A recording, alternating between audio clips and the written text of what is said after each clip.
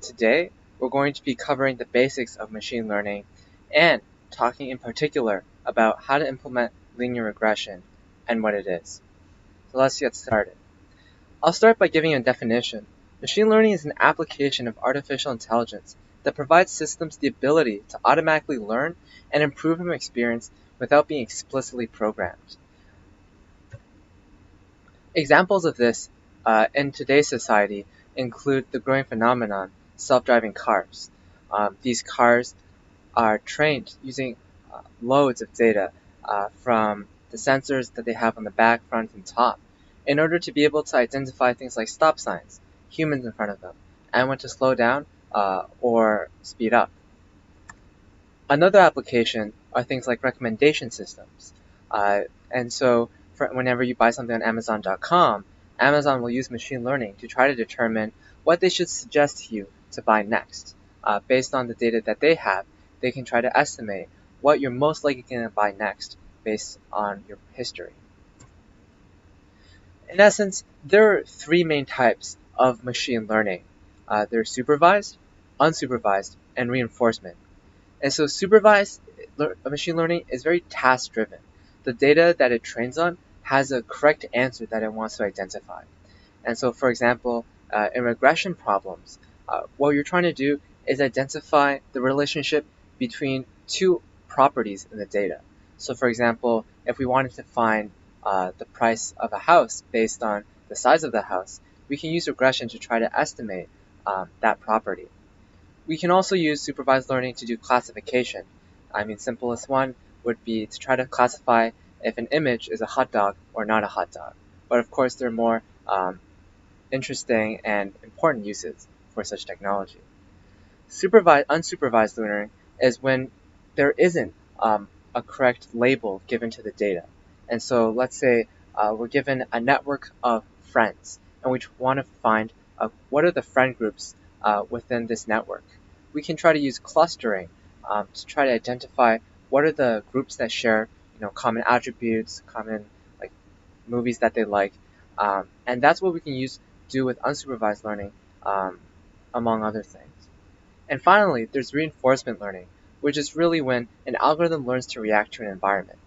This kind of machine learning is really useful for applications like chess or Go, when you make actions but are trying to get to a goal. And so in this course, we'll be mostly focused on supervised learning, especially within the regression and classification space. And if you want to pause the video to try to look at this slide, you can see that there's a whole range of different uses and possibilities within these three groups in machine learning. And so let's go straight into what is regression. So when we talk about regression, what we're trying to do is find the trend within a data and try to map one feature of the data, let's say the x-axis, to the y-axis. And so in this graph, let's say we have a set of blue data points, and we want to try to, from this data set, learn what is the general trend of the data, so that if you're giving me something on a value on the x-axis, like 30, for example, I'd be able to guess that the y-axis value is probably 10. And so you can fill in any value for the x and y-axis, whether it's home prices, size of the house, how many lights there are in the house. Any two properties of a single data point, like a house, can be related using regression. Linear regression in particular tries to draw, if you can think about it, at least in 2D, a straight line through the data. So there's no fancy curvy lines trying to model the data. It simply uses like a coefficient to try to model that relationship. With logistic regression, we can do things like classification, and that's what we'll be talking about next week. And so in this example, given these data points and whether they're hot dog or not hot dog, we can use logistic regression to try to draw a line through all of the data points that determines, to help us easily determine whether they're on one side or the other. And so from now for the lecture, I'm going to start talking about what are the key components of regression and how we can implement it using a few equations. So to start, we'll be talking about the hypothesis function. In machine learning, you could say that a brain is being trained to guess the outcome of a situation based on similar situations it has seen previously.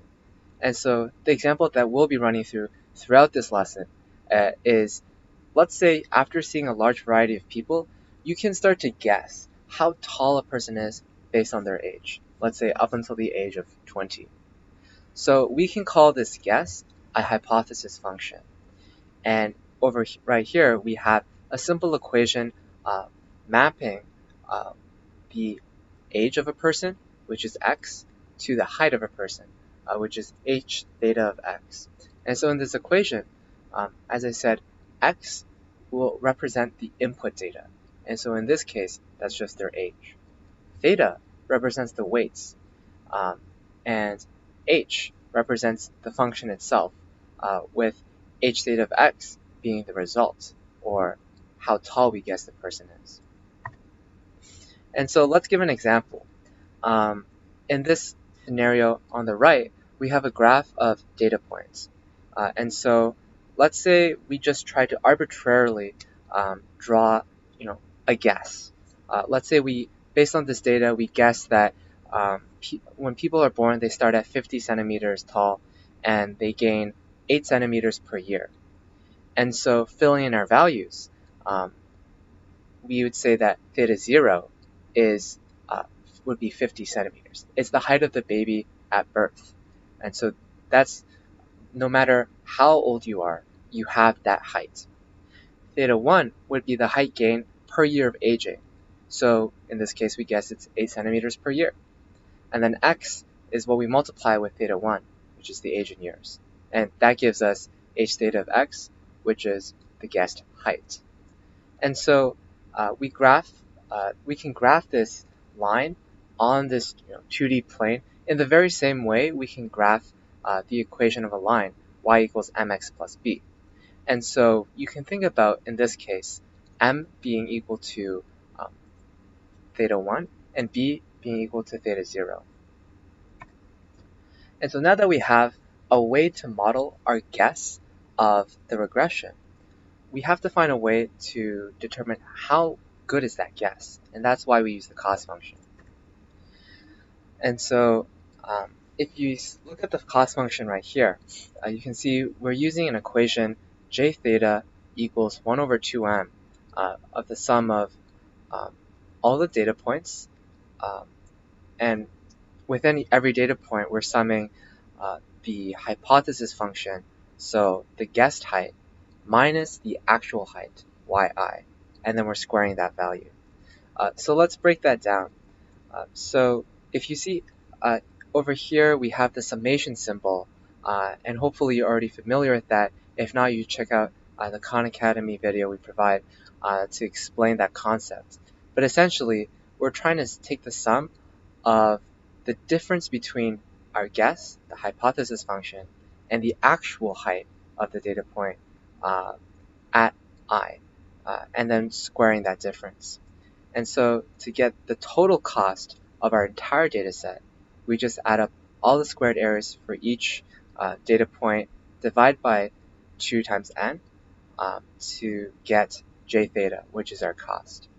And so in this example, our cost function j theta is equal to 27.3.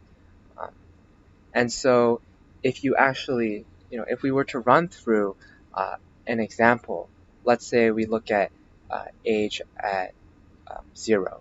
So the actual height at 0 for our data point that we've collected is 51, but we've guessed 50. And so the difference is equal to -1, which squared is equal to 1. And so we just do that for every data point. We look at the age of the data point, we try to guess the height based on that age, and then we see what is the actual height at that data point. And so, as you can see, the trend line that we had in blue didn't align perfectly with the dots. So the trend line didn't perfectly represent the data.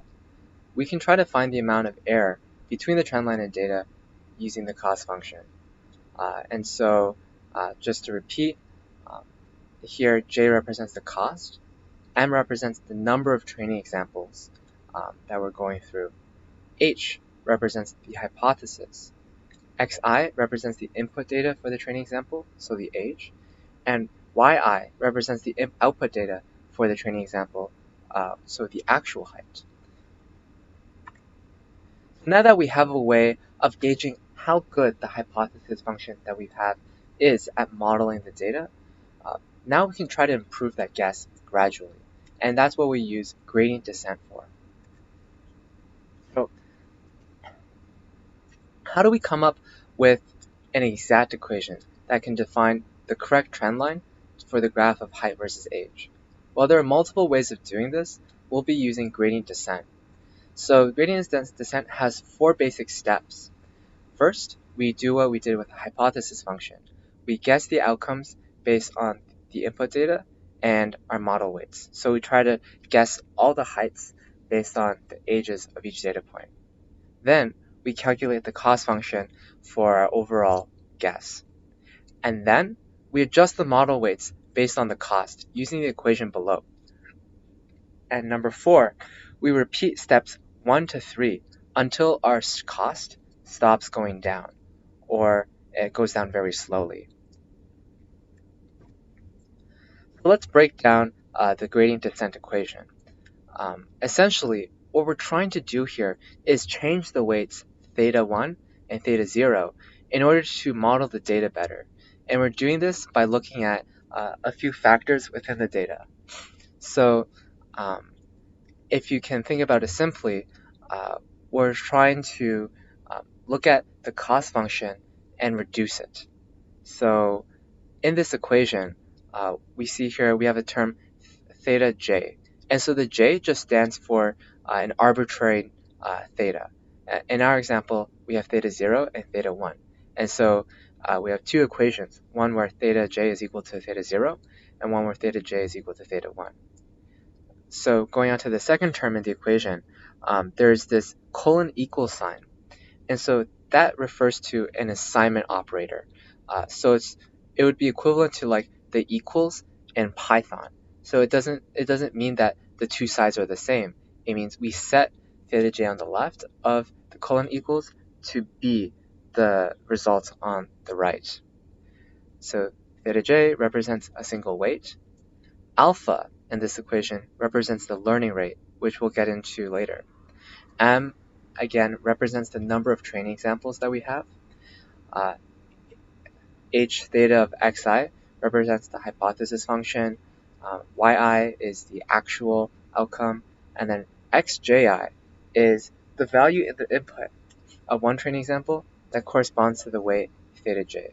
And so simply put, in this example, xji will always be equal to the age because that's the only input data that we have for this example. Essentially, what we're trying to do is find out in which direction should we be changing weight theta. Should it be going up or down? And then we change it slightly in that direction, and how much we change it by is altered by the learning rate A in order to reduce the cost. For those who are familiar with calculus, what we're doing in the gradient descent equation is taking the partial derivative of the cost function with respect to theta. You don't need to know how that equation was derived, but you can find out more in the slides, in the link in the slides. Alright, now that we have the general equation, what does the equation actually look like for theta 0 and theta 1? So as you can see in the middle, the equations for theta 0 and theta 1 are a little bit different from the top equation, and I'll explain why below. It's because our hypothesis function, initially I actually lied to you a little bit, our hypothesis function can actually be written as h theta of x is equal to theta 0 x0 plus theta 1 x1. So there's actually an x for every theta, but I left out x0 because it's always equal to 1. And so then I simplified x1 to x. The reason is x0 is always equal to 1. This is because we added x0 and theta 0 so that we could have theta 0 as a constant term, like the y-intercept. And thus, our first actual variable is x1 of I, which is equal to the h, as we saw before. And this is what we multiply theta 1 with to get the hypothesis function. And so this is why, in the middle equations, you see that xj of I doesn't have, is not present for the theta 0 equation, because xj of I is always equal to 1. And the xj of I for theta 1 is simplified to just x of I. And so, knowing this, we can move on to a short example of gradient descent. So in our previous example, we guessed that theta 0 would be equal to 50 centimeters and theta 1 would be equal to 8. And so how would we calculate the gradient descent? So for our first training example, age is equal to 0, 0 years, so I is equal to 0. And so, as we know, x0 is equal to 0, and y0 is equal to 51 centimeters. So that's the actual height at 0 years old. Our guess is 50 centimeters. And so the difference between our guess and the actual is 1 centimeter. And then we take that difference, multiply by the age, and we get 0. Alright, so those are our first two terms there. For our second training example, where the age is equal to 1 years, x1 is equal to 1, and y1 is equal to 70 centimeters. So we guessed 58 centimeters through our h theta of x1. And so the difference of these two numbers is negative 12. And if we take that difference, multiply it by the age, which is 1, we also get negative 12. And so on and so forth. And so we keep doing this for every single training example that we have. And then for x theta 0, we sum all the differences. And for theta 1, we sum all the differences multiplied by the age. So, just to reiterate, once we have all the calculations in, we add up all the differences for all of I from 1 to m and divide by m and multiply by alpha to get theta 0, the adjustment for theta 0. And so we also do this for theta 1, but we multiply every difference that we get by the age at that data point.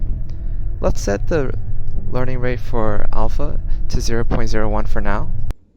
To cut to the chase, the end result after one round of gradient descent is that we increase theta 0 by 0.03 centimeters and subtract theta 1 by 0.0258 centimeters per year. This tells us that our original guess theta 0 was too low and our guess theta 1 was too high. So we keep repeating this process for a few hundred iterations, altering theta 0 and theta 1 each time by a slight amount. Having run this for multiple times, our final result is that theta 0 is equal to 61.9 centimeters and theta 1 is equal to 6.95 centimeters per year. And so if you see in the graph on the right, we have a line that much better approximates the general trend of our data.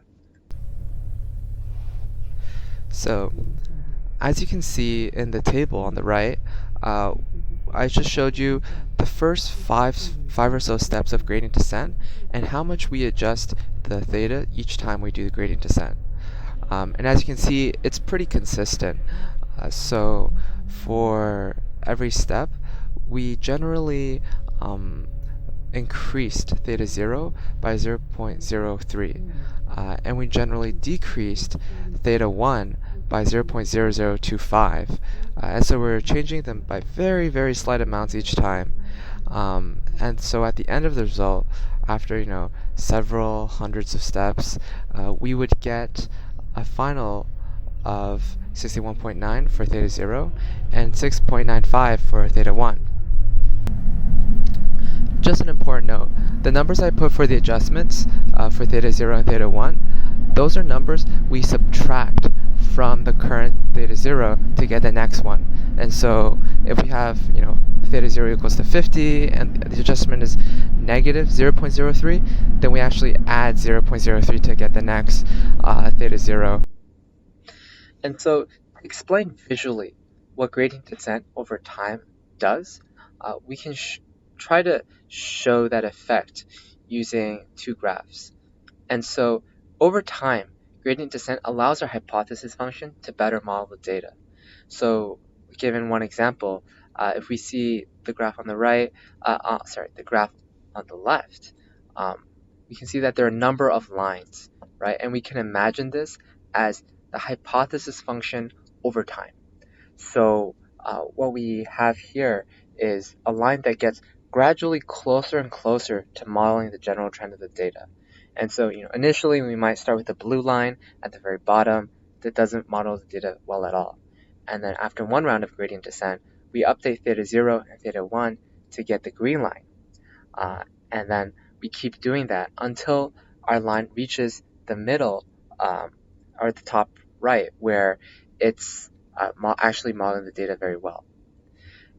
You can also think about the gradient descent as moving the cost gradually down into this cost well.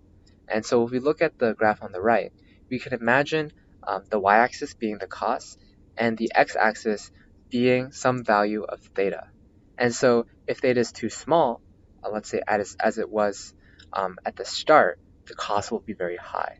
And if we make it too large, right, on the right side, the cost will also be high because it doesn't accurately represent the model. But with gradient descent, because we gradually change data in order to better model the data, our cost actually keeps going down over iteration 3, iteration 4, until we get to convergence, where the cost can no longer get down, which means we've achieved our optimal results. So, how do we choose the right learning rate, and why does it matter? So as you saw in the equations before, the learning rate was used to multiply the term that we added to theta 0, theta 1 to do gradient descent.